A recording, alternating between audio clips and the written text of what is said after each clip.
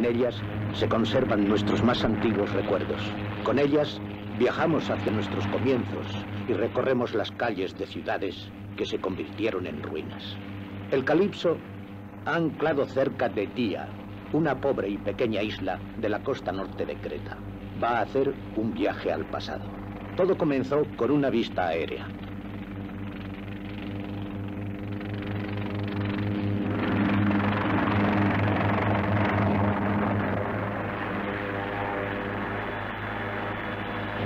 Naturalmente, ya había oído contar la leyenda de la Atlántida en muchos lugares. Mi hijo Philip estuvo en las Azores, en la isla de Cocos, en Bimini, en muchos otros sitios donde cada uno de ellos reclamaba para sí el enclave de la desaparecida Atlántida. Cuando hace algún tiempo examiné vistas fotográficas de una singular configuración en forma de dedal bajo la superficie del agua de la bahía de St. George, no me imaginaba a dónde iba a conducir aquello. No sabía que también yo estaría pronto en el camino de la búsqueda del origen de una leyenda, que también yo buscaría en las profundidades del mar la civilización de la Atlántida, desaparecida hace largo tiempo.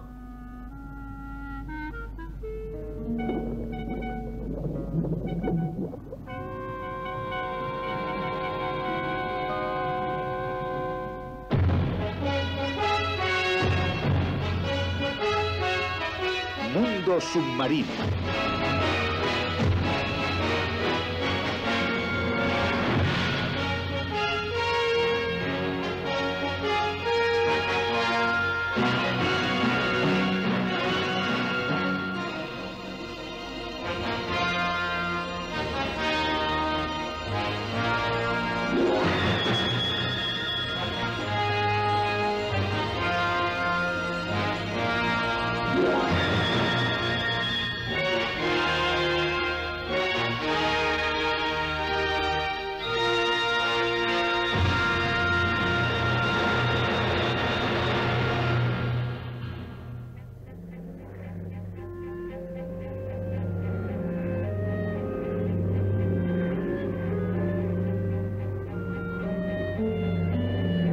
La Atlántida. Primera parte. Del mismo modo que la historia de la Tierra, la del hombre a menudo también queda oculta por enigmas. Una singular piedra dentada en el desierto, unas ruinas o un barco naufragado que fueron engullidos por el mar. El hombre busca soluciones a esos enigmas. A veces encuentra la verdad, a veces solamente queda la fantasía. Philippe Cousteau y su equipo van a encontrarse en las claras y tranquilas aguas de las Bahamas frente a Florida. Bajo el plano de sustentación del hidroavión se ve una islita circular, como una mota sobre el agua. Ahí las mareas y las corrientes modifican por completo el arenoso fondo del mar. Allí se ve la ininterrumpida línea de arrecifes de coral.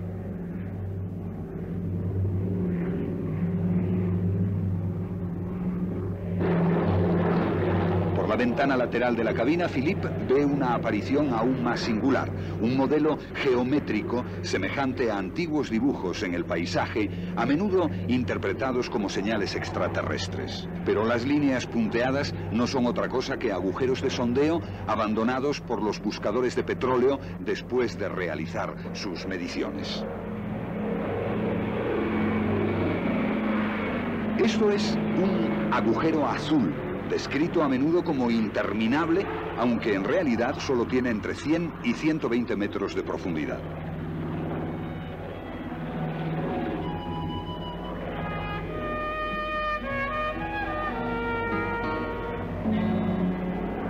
Cerca de Nassau, bajo la superficie del agua, existe una estructura rectangular que durante largo tiempo fue tenida por las ruinas de un antiguo templo.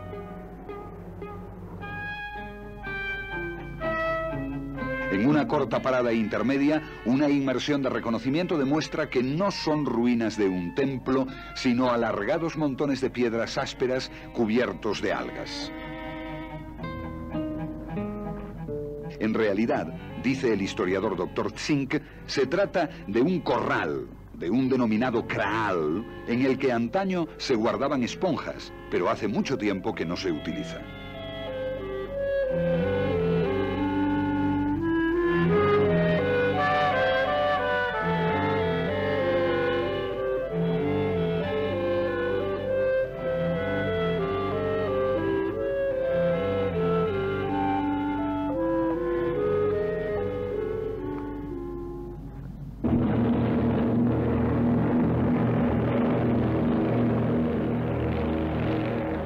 Ahora, el hidroavión se aproxima a la meta de su largo viaje, la singular formación en forma de J invertida, la denominada calle Bimini. Se supone que una gran parte de la estructura se encuentra todavía oculta bajo el arenal completamente modificado del fondo del mar. Se puede observar claramente un largo tramo de más de 400 metros.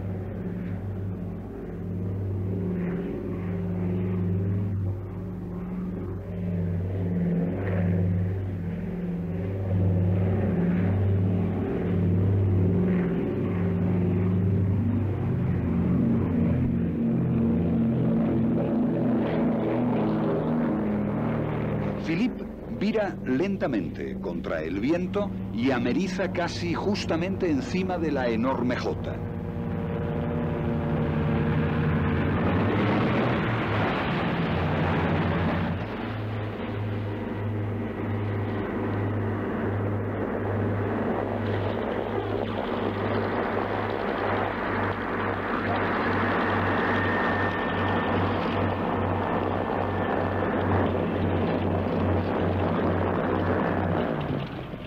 El hidroavión, de tan variadas aplicaciones, servirá de plataforma para los reconocimientos submarinos. Philippe, el copiloto Michael Sullivan y otros miembros del equipo cambian sus trajes de vuelo por los equipos de inmersión.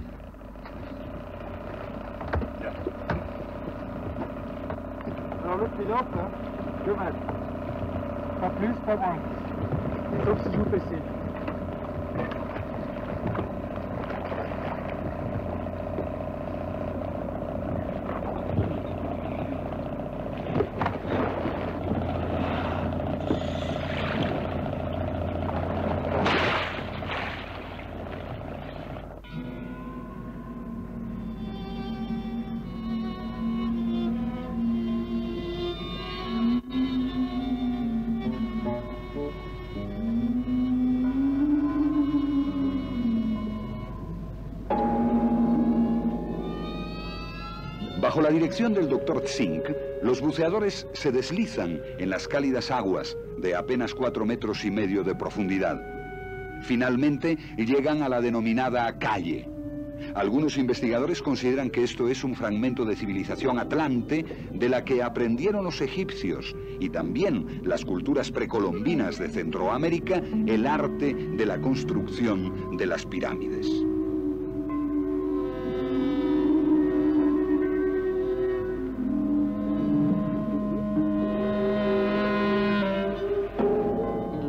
Los convencidos de que la calle es la obra de un constructor megalítico de la época de los comienzos de la historia, alegan como prueba que únicamente unos habilidosos obreros pudieron colocar estas pesadas piedras de 15 toneladas formando un rectángulo, como si se tratara de componer un adoquinado.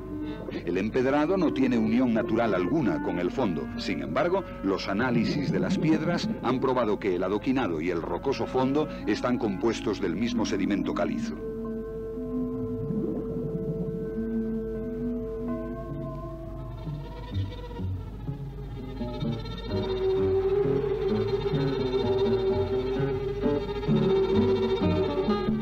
Se trate o no de la Atlántida, la construcción solo está custodiada ahora por un pez roca venenoso que vive entre las piedras.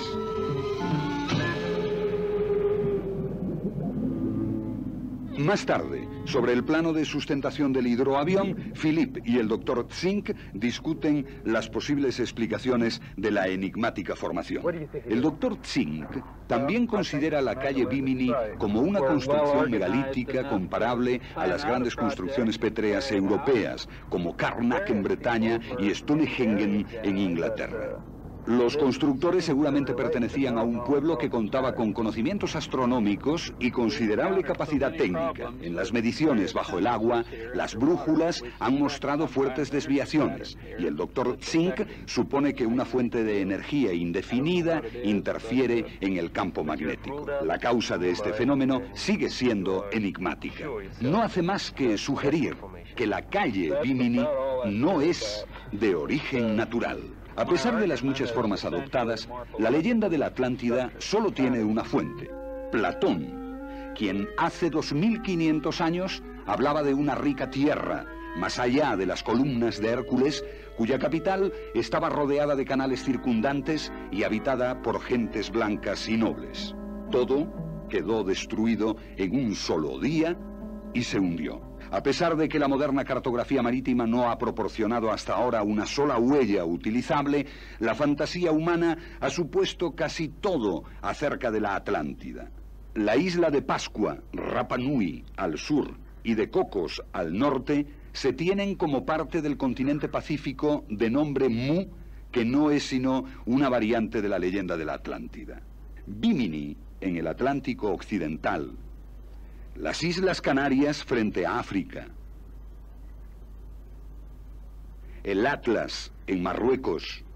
La isla de Heligoland en el Mar del Norte y Creta en el Mar Mediterráneo tienen fervientes defensores que sitúan en cada una de ellas el paraíso terrestre descrito por Platón. Pero el material de comprobación es siempre incierto. O se va en contra de los hechos conocidos, o, cuando menos, los hechos conocidos resultan insuficientes. En la isla de Pascua, los Acus son testigos mudos de un pasado turbulento y remoto de la historia de la Atlántida. En el viaje hacia la isla de Cocos, en la costa occidental de Costa Rica, Philippe Cousteau encuentra algo que se asemeja a un paraíso. Por toda la isla verdean abundantes plantas, flores. El espacio está lleno de pájaros tropicales y el paisaje salpicado de chispeantes cascadas.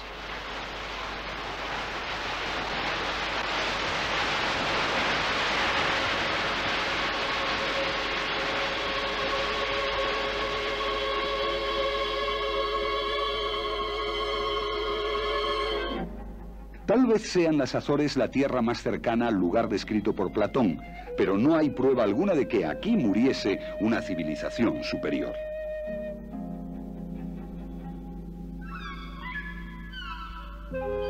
Las grandes bandadas de pájaros que se arremolinan a veces sobre un punto del Atlántico Sur no son demostración suficiente, como aseguran algunos obstinados buscadores de la Atlántida hundida, de que antaño fuese la escala intermedia en su emigración hacia América del Sur. Pero a menudo las leyendas se enredan con la entraña de la historia y son necesarias para fortalecer al hombre contra las adversidades reales. Cada 6 de enero, en la costa norte de Creta, las gentes de Heraclión celebran la fiesta de la Epifanía siguiendo a sus sacerdotes en procesión voluntaria.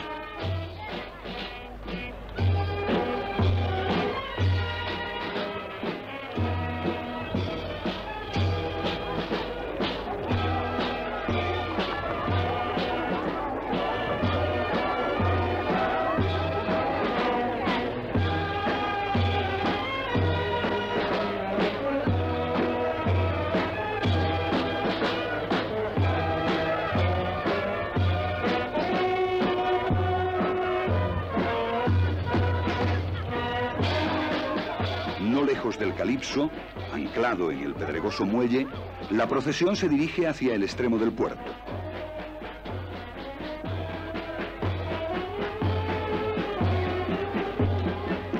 Cuando la cruz consagrada se arroja al agua para ser sacada rápidamente, el pueblo celebra la unión con el mar en un rito muy anterior a los tiempos de Cristo.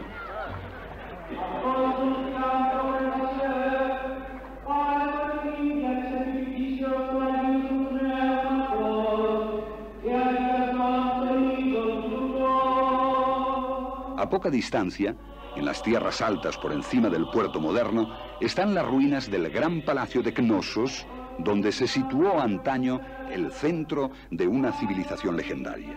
Aquí, a lo largo de 15 siglos, desde el año 3000 a.C., los reyes cretenses dominaron las aguas orientales del mar Mediterráneo. Es asombroso que no dispusieran en toda la costa de un puerto seguro que les defendiera del salvaje azote del viento del noroeste, el temido Meltemi. Cousteau, como hombre de mar, encuentra insostenible esta contradicción. Cuando se quiere dominar el mar, es necesario un puerto seguro y recogido. Pero, ¿dónde? En una isla que está a 7 millas marinas de distancia, la isla de Día es llana y está deshabitada. Ocasionalmente es frecuentada por pescadores o por el sacerdote, que dice misa allí una vez al año. Pero al observar Cousteau las bahías de la accidentada costa sur, crece en él la seguridad de que en tiempos remotos los barcos encontraban cobijo en ella.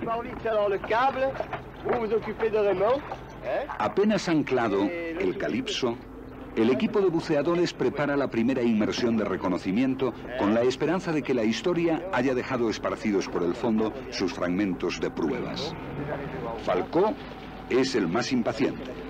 Recuerda una inmersión que realizó hace años en estas aguas y recuerda también el reflejo de una plancha de cobre del costado de una galera casi sepultada. Junto a Cousteau, un interesado espectador aguarda el resultado. Es el doctor Karalambros Chrysas, arqueólogo y representante del gobierno griego.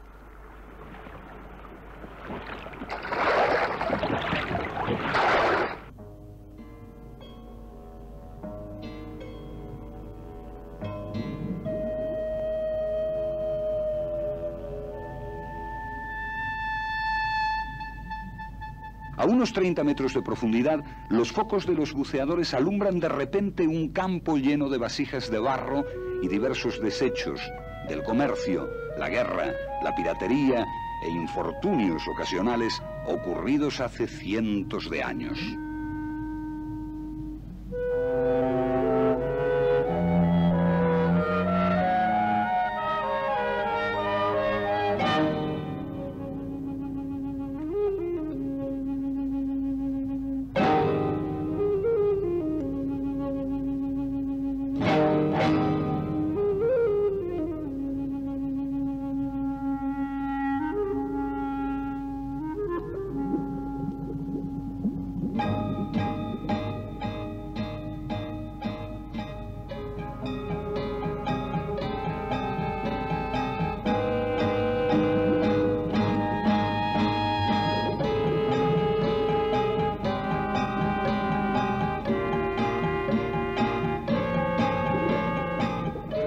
Partes aparecen vasijas y ánforas de la época romana, casi sepultadas por los sedimentos.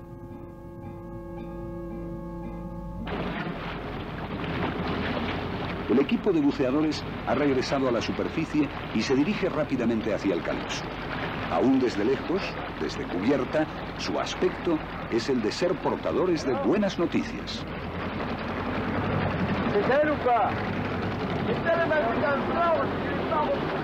Falcó corrobora la opinión de Cousteau. Él también cree que la isla de Día era un puerto de protección para los barcos. Sin embargo, no ha encontrado la galera que recuerda.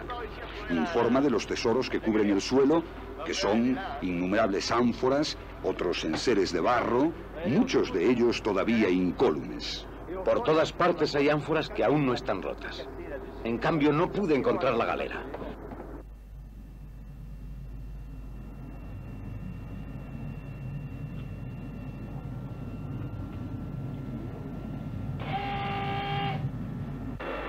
Cousteau se incorpora a la búsqueda. Confalcó desciende en el platillo submarino con el que se puede explorar una zona mayor.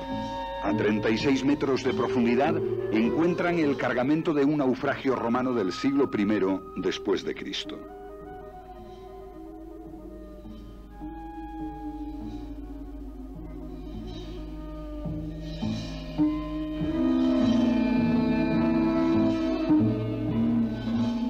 Un ancla roñosa que se encuentra próxima es una reliquia de tiempos más próximos. Probablemente se perdió durante el asedio veneciano a Creta.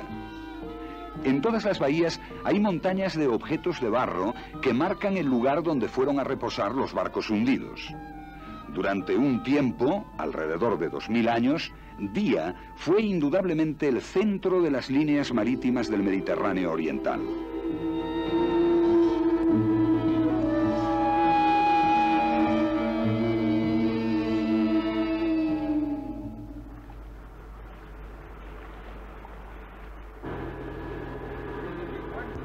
Dado que a menudo las vistas aéreas hacen visibles los contornos de antiguas vías o construcciones que no se aprecian desde el fondo, se instala una cámara en la parte inferior del helicóptero.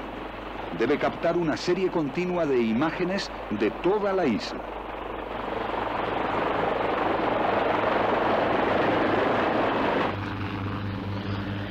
Desde el aire, las rocosas colinas y los desnudos arrecifes de Día no dejan entrever una relación con la leyenda de la Atlántida. El vacío rodea definitivamente a las pobres y severas ruinas de lo que antaño fueran muros y construcciones.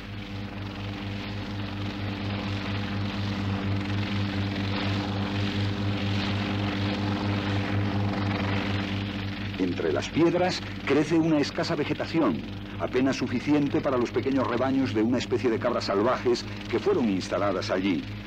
Un inútil intento de salvar a esta especie. Ahora, por primera vez, Cousteau ve desde el aire los confusos perfiles de una prominencia que hay bajo la superficie del agua en la bahía de St. George, que sobresale de la línea de la costa de la península.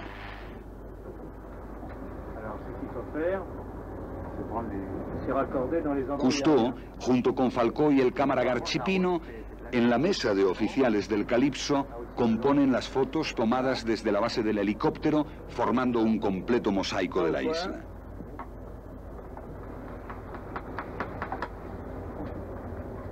Et un, pas tout à fait au coin, là où il y a 2-3 épaisseurs. Au coin de 3 épaisseurs.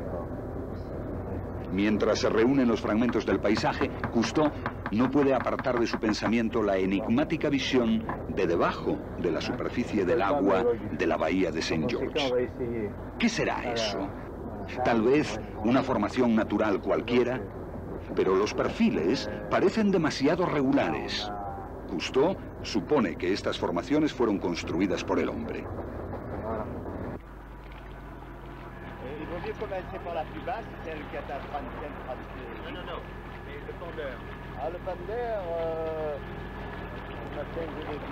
La misteriosa forma es un enigma para Cousteau, y entonces decide emprender una gran inmersión en la bahía de St. George, junto con Falcó, Iván Giacoletto y Bernard Delemot. Que personne ne se fasse coincer sous le cadre quand il arrivera au fond. Il arrivera doucement, bien fait.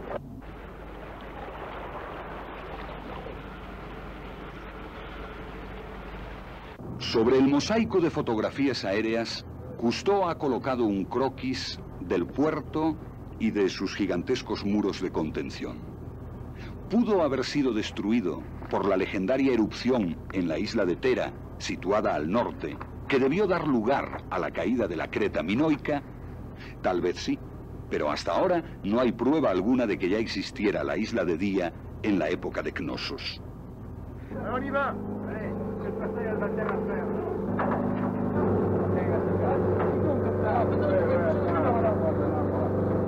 Para acelerar la búsqueda, se refuerza la flota del Calypso con otro vehículo, la plataforma de buceo Ulises, que bautiza la señora Simon Cousteau en una breve ceremonia.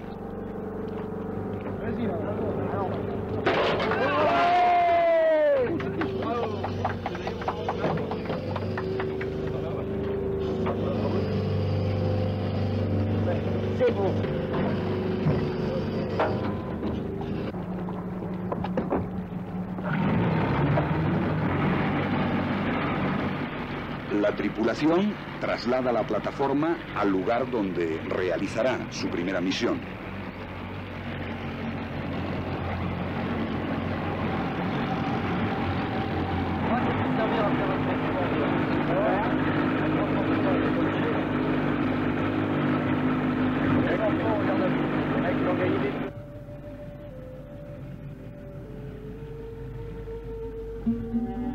Será una de las excavaciones más profundas que jamás se hayan realizado bajo el agua. Cousteau y Critzes han elegido una zona de 10 por 10 metros próxima a la mole del puerto sumergido.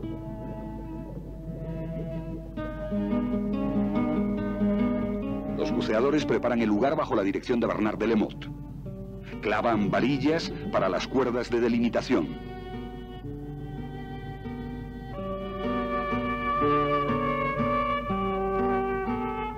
Para poder determinar con más precisión cada uno de los hallazgos, el cuadrado se divide en otros 25 más pequeños de 2 por 2 metros.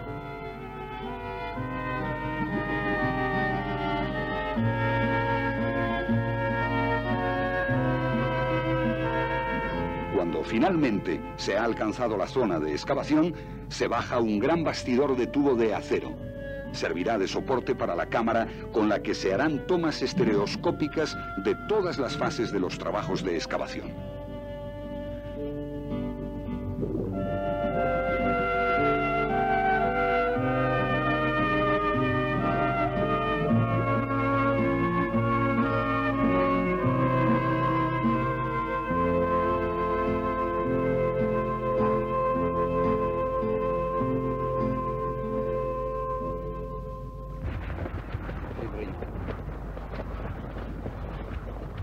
Los buceadores se preparan en la Ulises. Esta vez no tomarán el aire de las habituales botellas de oxígeno, sino de un depósito común alimentado por un compresor. Para saber cómo funciona el filtro, prueban el producto. Las opiniones difieren. De Lamotte lo llama aire de la montaña.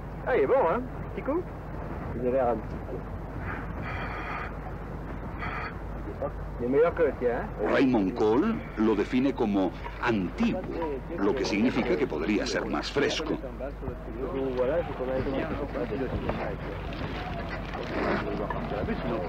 Entonces se baja el tubo de aspiración y el equipo se dirige a su puesto de trabajo.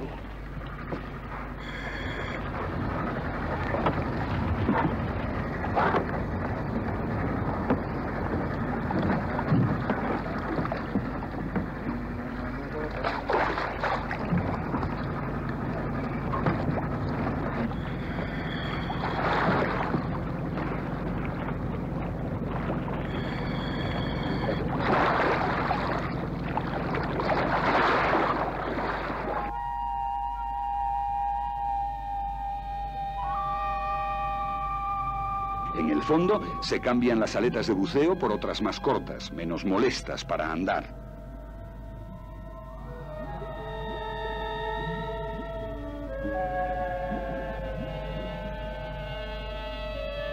Para contrarrestar y evitar el desplazamiento natural que se produce al andar a saltos, cada buceador lleva un lastre de 10 kilos.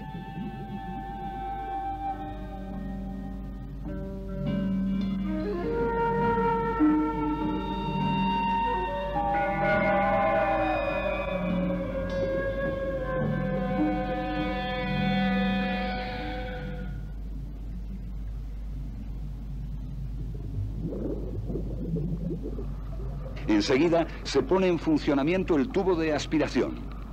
Los buceadores atraen con el mayor cuidado la primera capa de sedimentos ya que nada debe ser desplazado ni modificado inútilmente sin que de antemano lo apruebe el representante del gobierno griego, el doctor Kritsos. Para poder conservar incluso los más pequeños objetos, los sedimentos y el agua son conducidos a un tamiz que se encuentra a bordo de la plataforma de buceo. Por cada 25 centímetros de espesor de la capa hay que cribar más de 25 metros cúbicos de lodo y arena. Poco a poco se elimina la primera capa.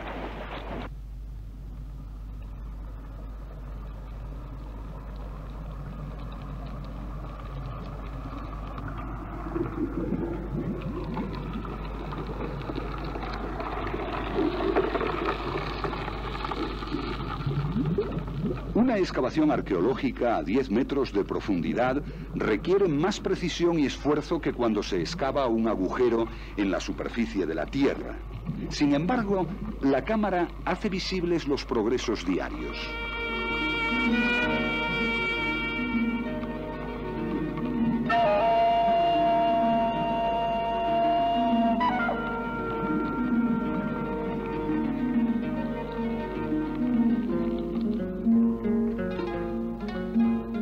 Entre los molestos intrusos se agitan, indecisos, bancos de pequeños y rojos mújoles. Un poco más allá, un espirógrafo abre sus laminillas en busca de alimento. Se mece como una flor al viento de primavera.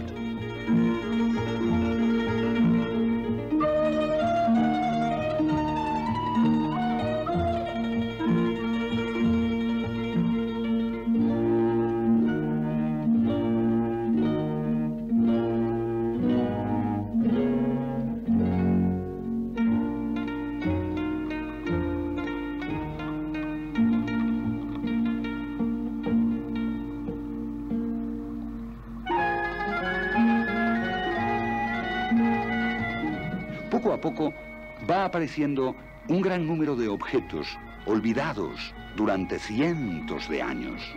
Pero todo queda en el lugar del hallazgo hasta que pueda ser etiquetado, anotado en el plano, fotografiado, dibujado.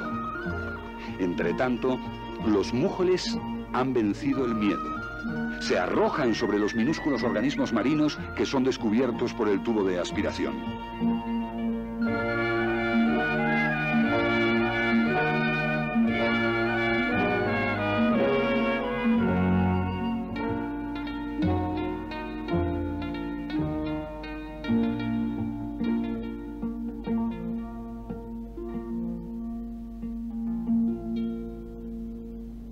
Al ser levantada la primera capa de sedimentos, queda libre una sección repleta de hallazgos.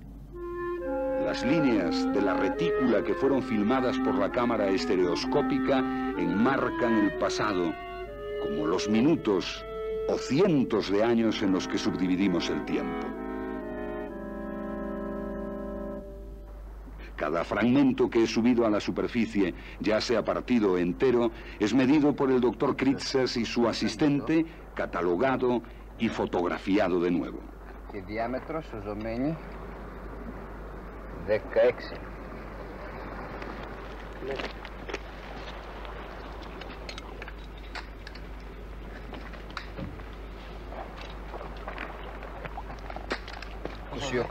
En muchas vasijas hay grabados asombrosos monogramas y signos. El doctor Kritsos los clasifica con cuidado. Más tarde serán analizados por él mismo o por otros investigadores. Entretanto, su ayudante termina un dibujo.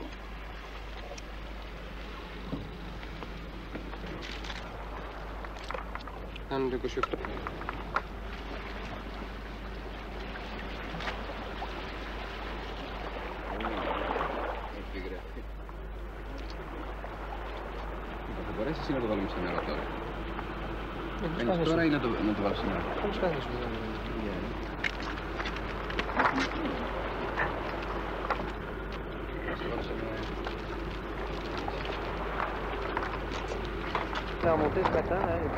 Con cada descubrimiento parece nacer un nuevo misterio.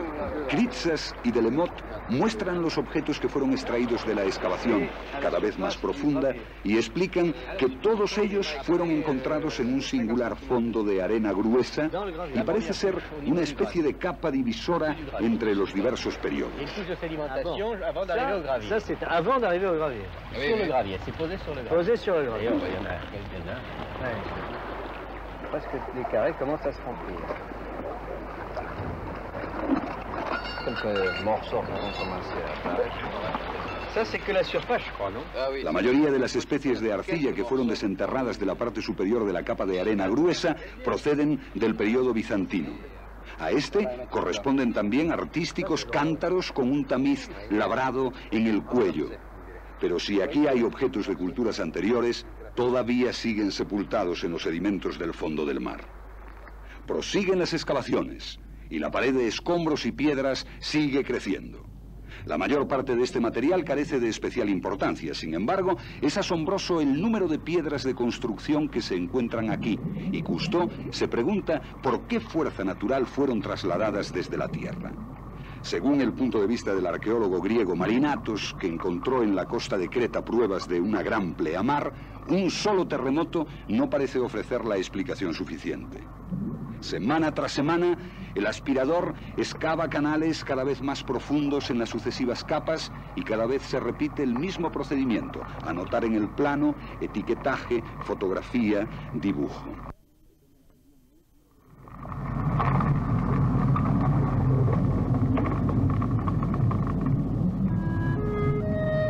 Ahora se toman también muestras del suelo de cada una de las capas y se envían a laboratorios geológicos para su análisis.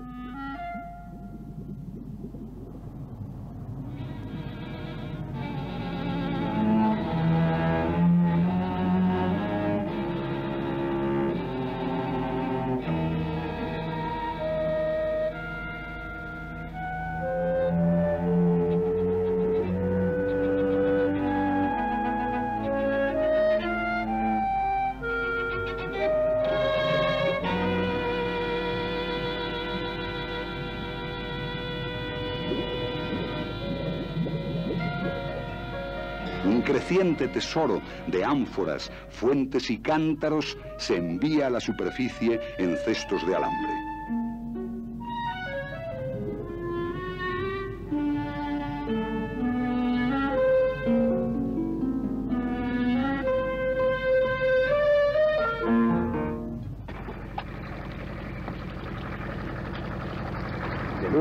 A bordo de la plataforma de buceo se separan cuidadosamente los recipientes y los fragmentos que más tarde son limpiados de incrustaciones de esponja y otras vegetaciones.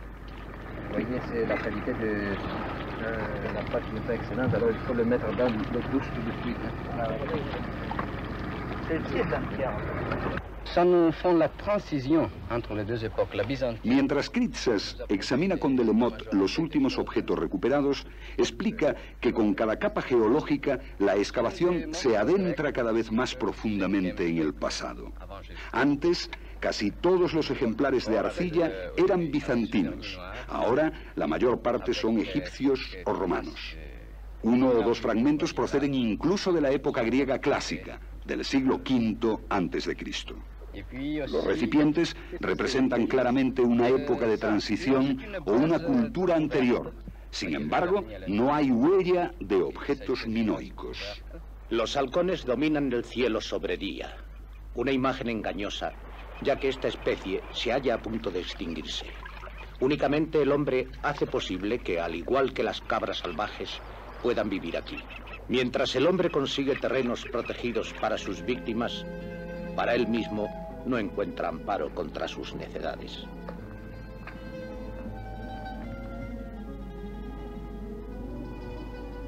Sin embargo, cuando contemplo el estéril paisaje, que antaño fue arbolado y verde, no puedo creer que solo el hombre haya dado lugar a esta desolación. Recuerdo la leyenda de la repentina destrucción de la Atlántida, la hipótesis de algunos investigadores de que la cultura minoica, con su centro en Creta, podría ser el arquetipo completo de la Atlántida que describió Platón 900 años después.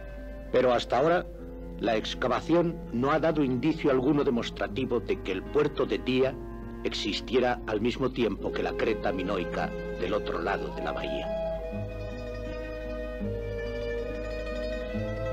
En el fondo de la bahía de St. George están a punto de darse por finalizadas las excavaciones. Después de muchas semanas de esfuerzos, durante las cuales los buceadores han excavado capas de hasta 3 metros de espesor, finalmente tropiezan con un fondo firme, de roca dura.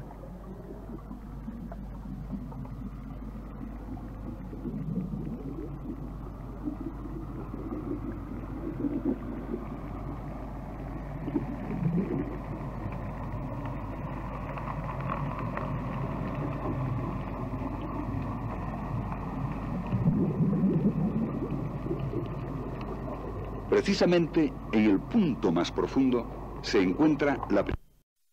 En sus pertenencias tan a la ligera como en las civilizaciones posteriores.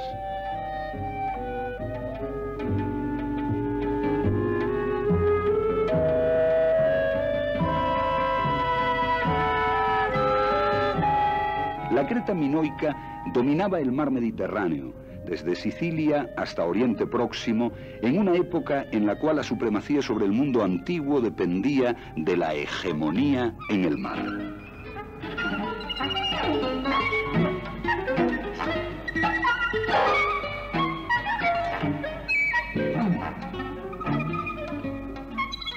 Una vasija muy sencilla y sin adornos confirma que en la época minoica la clave de Creta estaba en el puerto de Día.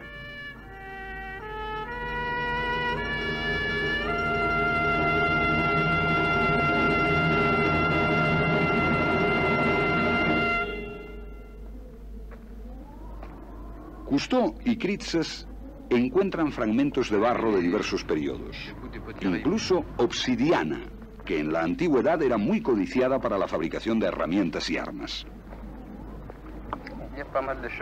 Obsidian stone.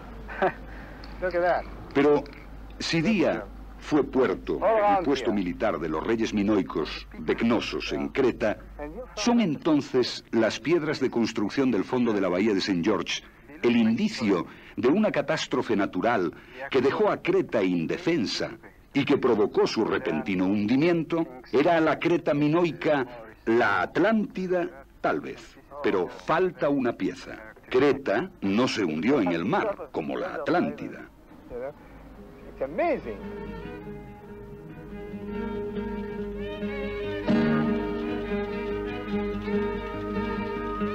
Es la maqueta de un palacio de Cnosos, de un tamaño asombroso. Aquí gobernaron durante 1500 años los reyes minoicos con una cultura muy elevada, mucho antes de que naciera Grecia.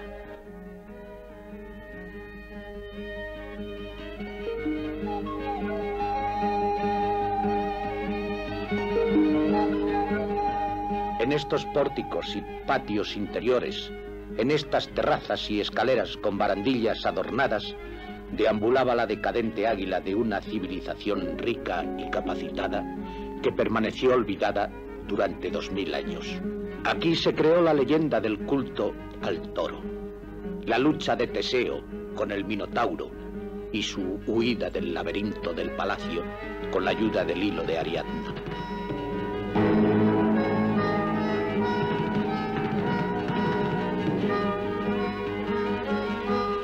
Tal vez comience también aquí la leyenda de Platón sobre la Atlántida.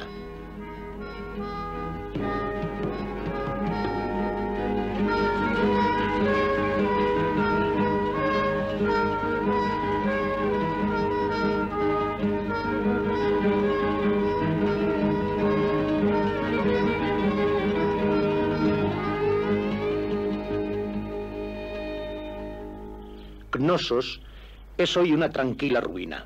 Estaba sepultada y era desconocida hasta que el arqueólogo inglés Evans comenzó a desenterrar la región cubierta por una capa de cientos de años. Pero, ¿cuál fue la causa de esta repentina destrucción? Todas las civilizaciones decaen y mueren finalmente, como los hombres, de enfermedades o de vejez. Unas veces por su propia ciega arrogancia y otras, como en la leyenda de la Atlántida, por catástrofes naturales. Hoy existen pruebas importantes en el fondo del mar, tales como cenizas volcánicas, modificaciones a lo largo de la costa y también leyendas de plagas y desgracias, de que la Atlántida quedó sumergida en el Mediterráneo oriental en el siglo XV a.C. por una catástrofe marítima sin igual. Buscando el origen de la leyenda de la Atlántida, el Calipso seguirá navegando por el mar Egeo hacia la isla que fuera destruida por la mayor explosión que jamás se haya oído en la Tierra.